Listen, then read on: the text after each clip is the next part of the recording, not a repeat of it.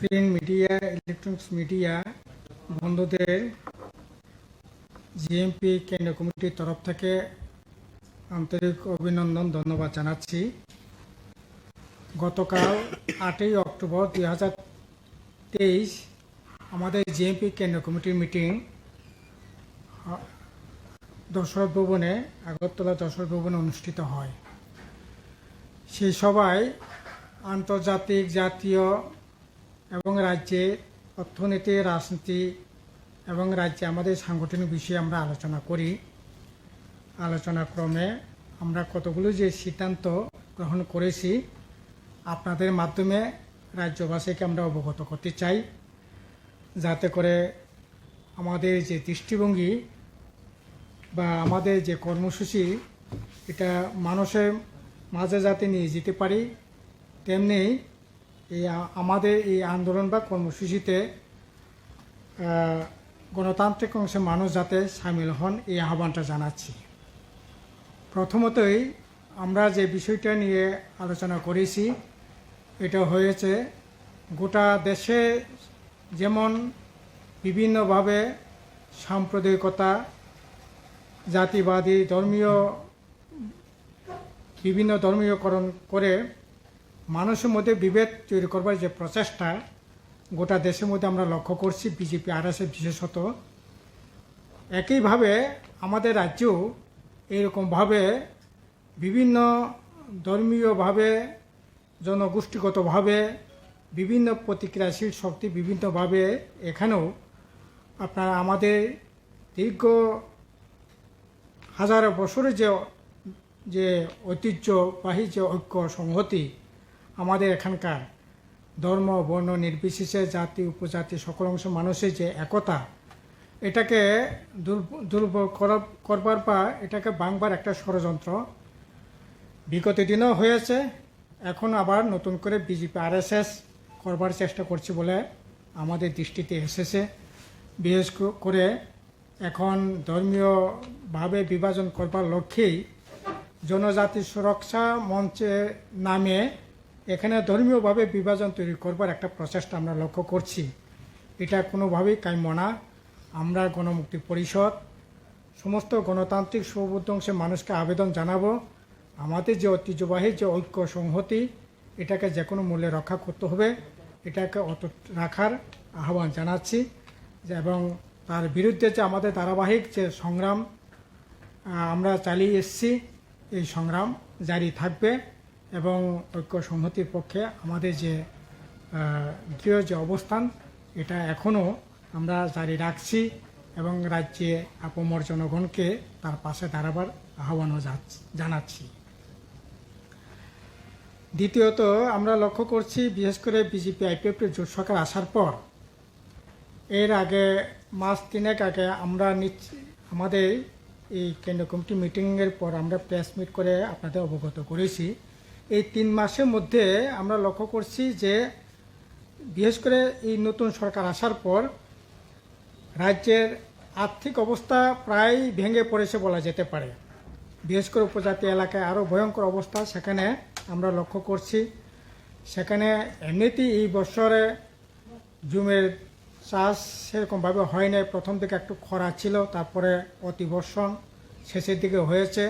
ফলে জুমের যে ফসল, শুধু ধান নয়, সেখানে জমির যে সমস্ত উৎপাদিত পণ্য, সেখানে তোলা বলেন, তিল বলেন, কুমড়া বলেন বা অন্যান্য সবজিগুলি বলেন, যেগুলি দিয়ে জুমিয়া ভাইরা বোনেরা জীবিকা নির্বাহ করবার অন্যতম একটা উপাদান ছিল। এটা এবার সেরকমভাবে হয়নি।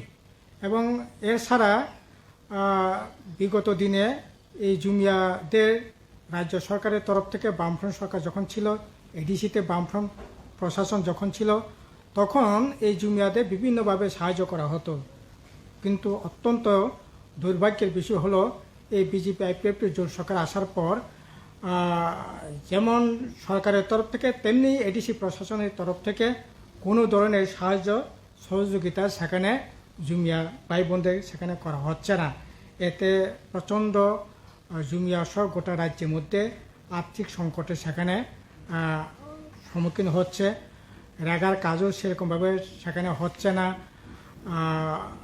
বিভিন্ন যে লাইন ডিপার্টমেন্টগুলো যে কাজগুলো হতো আগে, ফরেস্ট ডিপার্টমেন্টের কাজ, এগ্রিকালচারের কাজ, হর্টিকালচারের কাজ বা বিভিন্ন যে কাজগুলো হতো, এই কাজগুলো একেবারে বন্ধ বলা যেতে পারে। ফলে ভয়ঙ্কর আর্থিক সমস্যায় সেখানে সম্মুখীন হচ্ছে।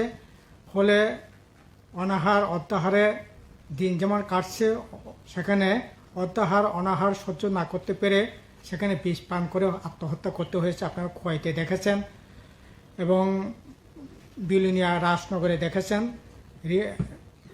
ফলে একদিকে যেমন আর্থিক সংকট, সেখানে বিভিন্ন কাজের অভাবের জন্য যেমন হচ্ছে, তেমনি বিভিন্ন ধরনের ঋণে জড়িয়ে পড়ছে।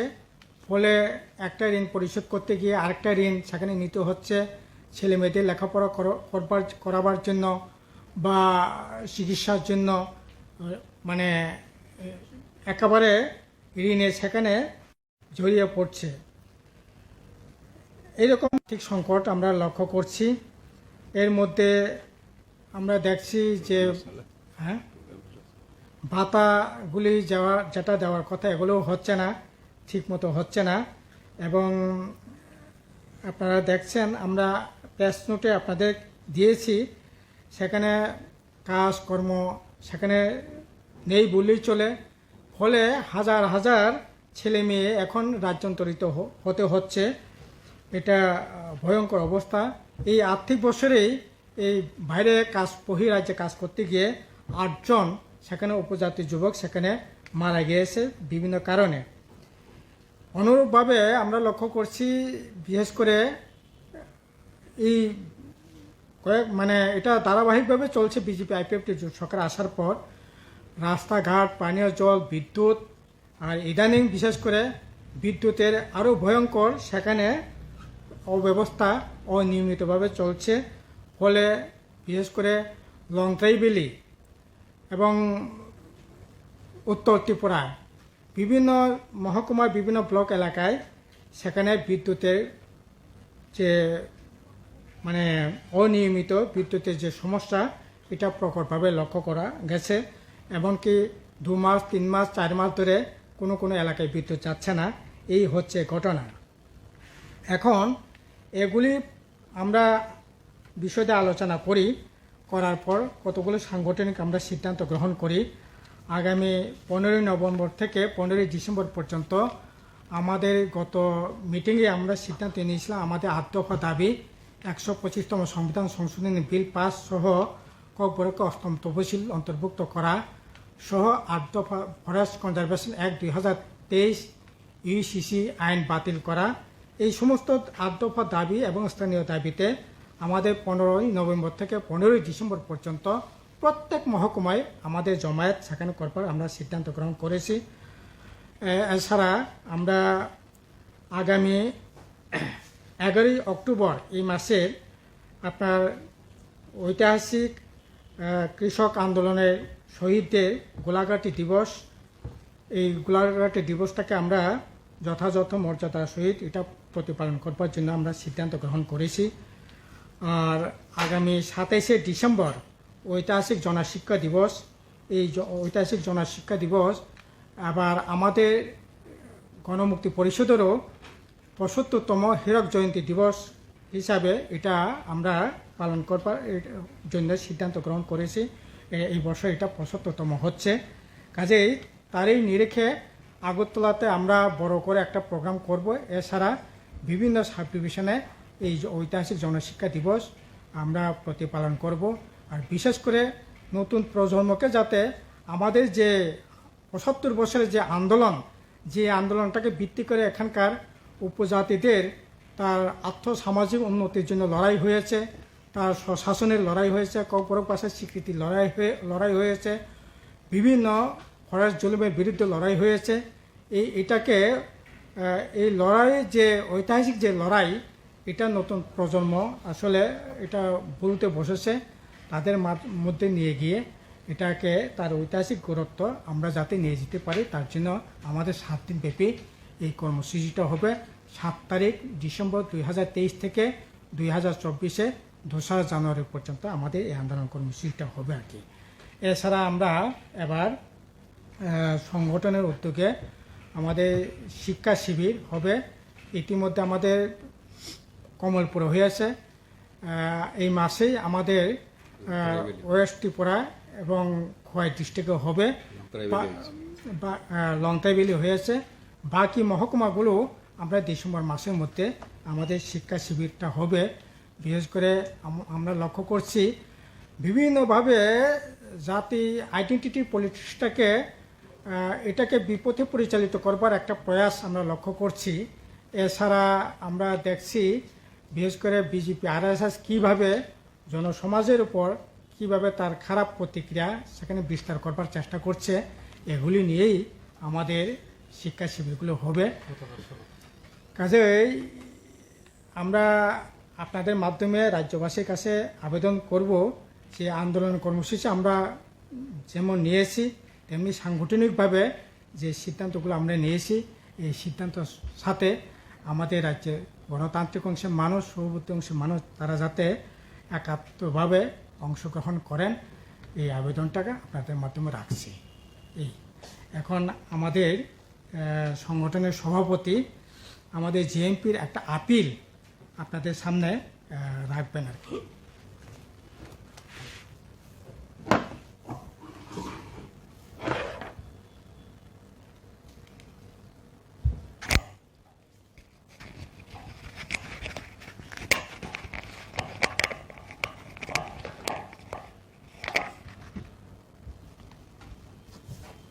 আমাদের গতকালকের কেন্দ্রীয় কমিটির মিটিংয়ের পর আমরা সিদ্ধান্ত নিই যে আমরা ত্রিপুরার জনগণের প্রতি একটা আপিল জানাবো। এই আপিলটা খুব সংক্ষেপে আমরা রেখেছি, আমি এই আপিলটাকে পড়ে দিচ্ছি। ত্রিপুরা রাজ্য উপজাতি গণমুক্তি পরিষদের কেন্দ্রীয় কমিটি তার লক্ষ্য, আদর্শ ও ঐতিহ্য অনুযায়ী রাজ্যের সকল অংশের জনগণের ঐক্য সংহতিকে রক্ষা ও আরও মজবুত করার জোরদার প্রয়াস জারি রেখেছে রাজ্যে। এই রাজ্যে এবং সারা দেশের শাসক বিজেপি বিভিন্নভাবে বিভেদকামী দলগুলিকে মদত দিয়ে ঘৃণার রাজনীতি ছড়িয়ে দেশের ঐক্য সংহতি সম্প্রীতিকে বিপন্ন করে তুলেছে।